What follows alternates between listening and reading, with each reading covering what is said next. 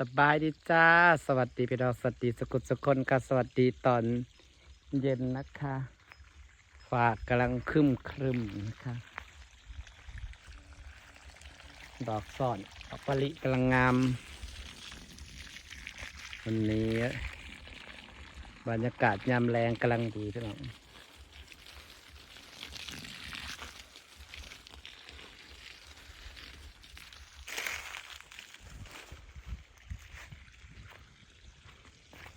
บรรยากาศยามเย็นกำลังดีจ้าหน้าดำขับเขียดนะคะทำไฟเก่าไฟเก่าจริงค่ะจ้าตายสัตว์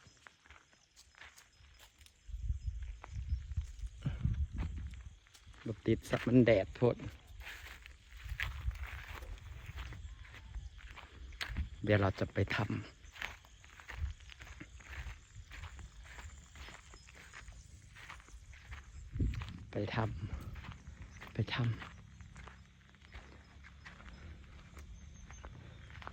ออกไปตัดต้นอันนี้ทิมก่อนอื่นครับ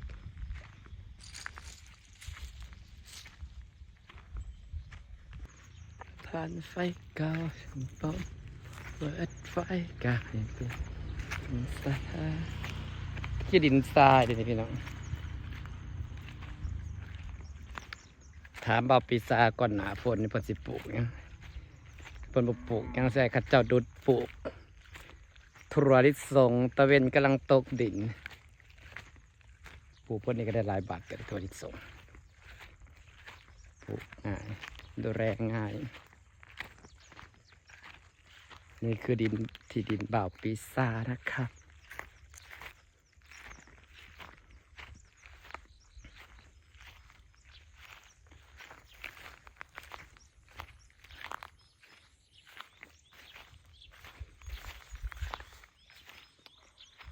ผ่านไฟเก่าข้าเจ้ายังพอเปิดไฟก็ให้ไปฮักกันซะงัวเขามาย่องเบิดหน่อไม้ที่เกิดกระต่ายยังกระต่าย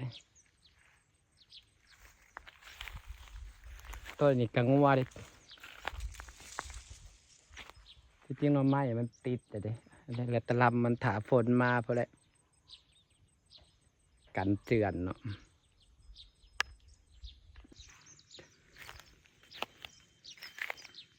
ตัดงามทุเรียนหมดแล้วกำลังแตกยอดสิเป็นหมากใหม่พี่น้องหมากทั่วแห่กล้องกระชัดเล่นแหล่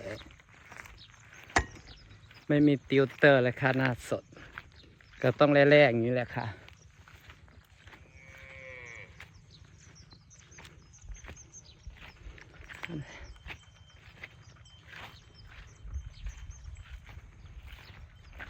เขียวแต่เฮือนข่อย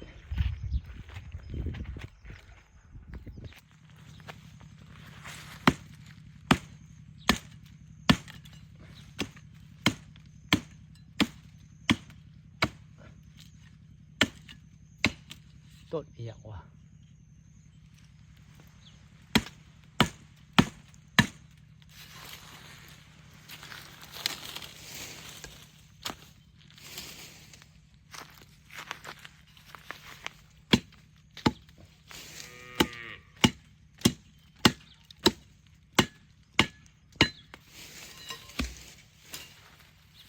มันงำมาหัวพี่น้อง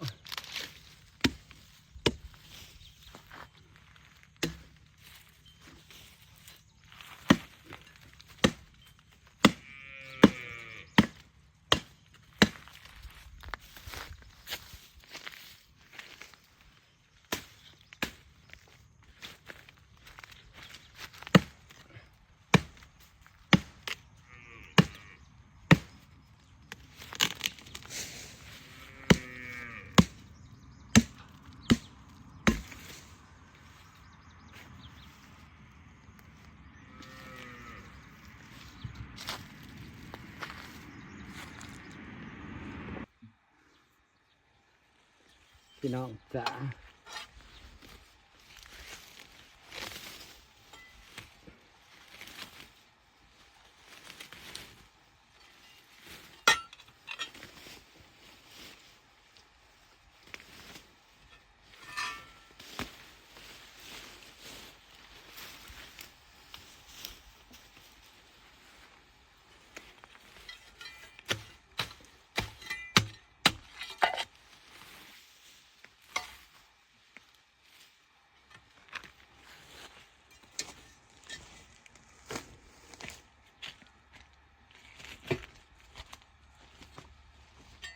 สิมาเห็ดต้นมงหงต้นนี้กำลังงามทางหญ้าตอนทางหญ้าแล้วผลเอาปุ๋ยมาใส่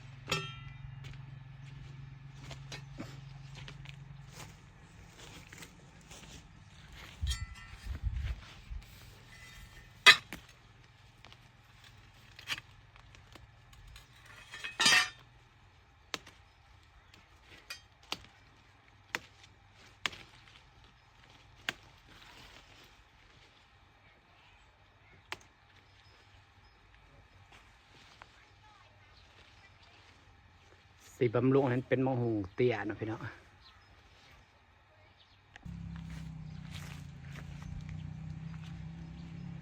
หมักแข้งกำลังเป็นหมากพี่น้องต้นงามงาม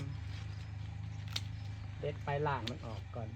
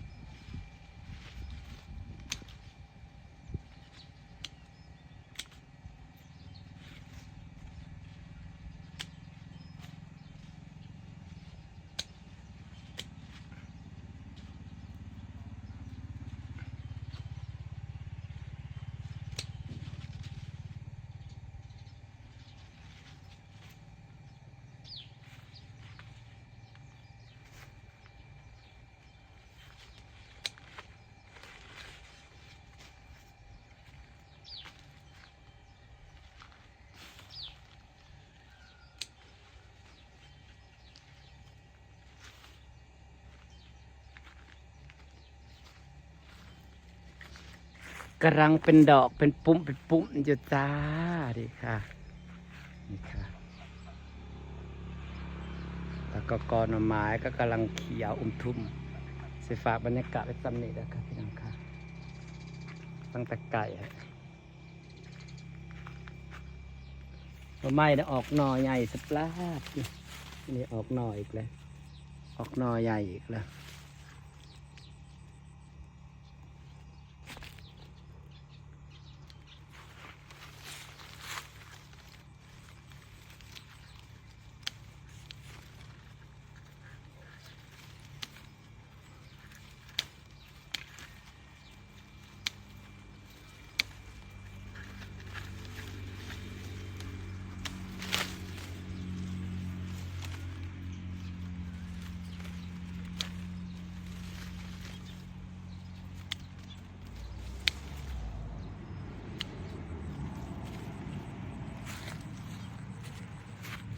พี่น้องจ้าสิฟ้าบรรยากาศไว้ซ้ำนี้ก่อนเด้อจ้าพี่น้องจ้าขอบคุณทุกคนที่ยังติดตามจ้า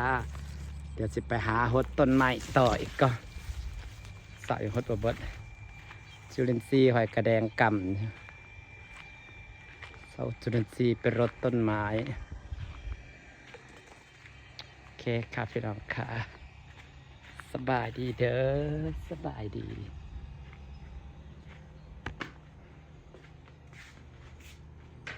สบายดีพี่น้อง